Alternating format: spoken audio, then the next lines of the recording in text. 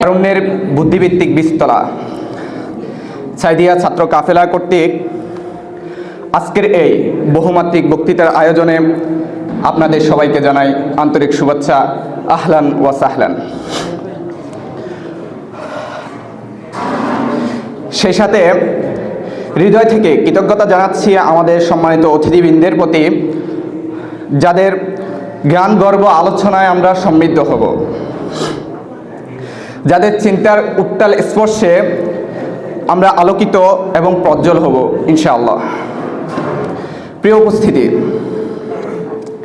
আমি আমার স্বাগত বক্তব্যের শুরুতে তাদের দোয়া করছি যাদের অনুপম আত্মত্যাগের বিনিময়ে আমরা এক অভূতপূর্ব বাংলাদেশে দেখা পেয়েছি। আমরা সত্যিকারের স্বাধীনতা অনুভব করছি। আজকের এই মঞ্চে দাঁড়িয়ে মুক্ত মনে স্বাধীন চিত্তে মন খুলে কথা বলার সুযোগ পাচ্ছি। প্রিয় উপস্থিতি, আমি 2013 সালে সেই 5 মে ভয়াল কালো রাতে শাহবাগীদের প্ররোচনায় রাষ্ট্রযন্ত্রের নির্মম হত্যাকাণ্ডের শিকার হওয়া সেই সকল শহীদদেরও স্মরণ করতে চাই এবং তাদের জন্য দোয়া করছি যাদের শাহাদাতের নাজরানা আজও আমাদেরকে স্বপ্নের জাগরণে প্রতিনিয়ত অনুপ্রাণিত করে, যাদের অন্তিম ত্যাগ আজও আমাদের ঘুমন্ত চেতনার দুয়ারে প্রতিনিয়ত করা নাড়ে।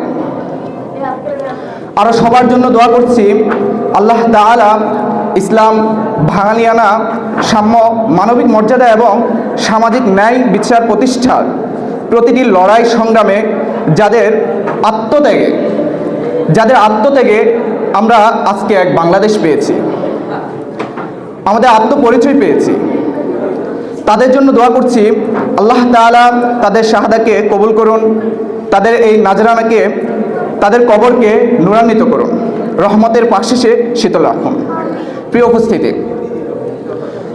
1926 সালে যখন আমরা খেলাফত হারিয়ে ফেলি, তারপর থেকে পৃথিবীর খেলাফত পুনরুদ্ধারে নানা চেষ্টা নানা জায়গা থেকে উদ্ভাবিত হয়। কেউ মনে করছেন সরাসরি জিহাদের মাধ্যমে খেলাফত কায়েম করবেন, কেউ মনে করছেন প্রচলিত পন্থায় গিয়ে কিংবা গণতন্ত্র প্রক্রিয়ায় কিংবা যে কোনো সিস্টেমের মধ্য দিয়ে সিস্টেম পরিবর্তনের মাধ্যমে, আবার কেউ কিংবা বিচিত্রের মাঝে ঐক্যের সুর খুঁজতে গিয়েছেন।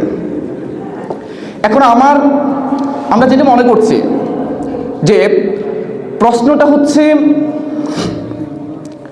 সবার স্বপ্ন যদি এক হয় তাহলে স্বপ্নে এত স্বরূপ কেন? সবার পথ যদি এক হয় তাহলে পদ্ধতি এত বেশি কেন? কিংবা সবার লক্ষ্য, উদ্দেশ্য, গন্তব্য যদি দিন শেষে একই স্রোতে মিলিত হয় তাহলে সবার মধ্যে চিন্তার এত বৈপরীত্য কেন?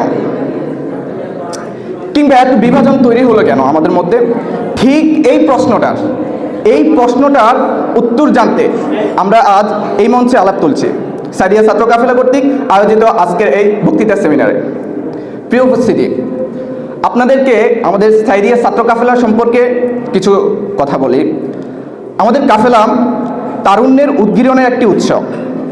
আমরা তারুণ্যদের মাঝে বুদ্ধিভিত্তিক চিন্তাকে এবং সৃজনশীলতাকে ছড়িয়ে দিতে চাই, প্রসার করতে চাই।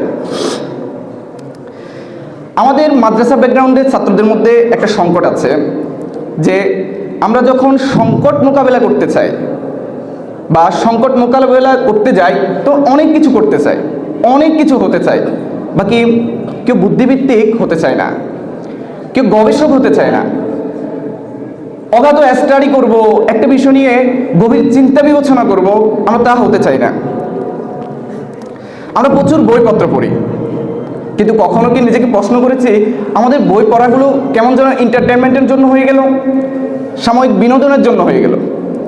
যে বই আমাদের আন্দোলিত করে, যে বই আমাদেরকে জ্ঞান গর্বভাবে সমৃদ্ধ করে, সে বই আমরা পড়তে চাই না। সে বই আমাদের কাছে রসকসহীন কাঠখোট্টা মনে হয়। প্রিয় উপস্থিতি, আমরা এমন এক প্রজন্ম তৈরি করতে যাচ্ছি যার চিন্তা হবে আলিমিয়া নদবীর মতো।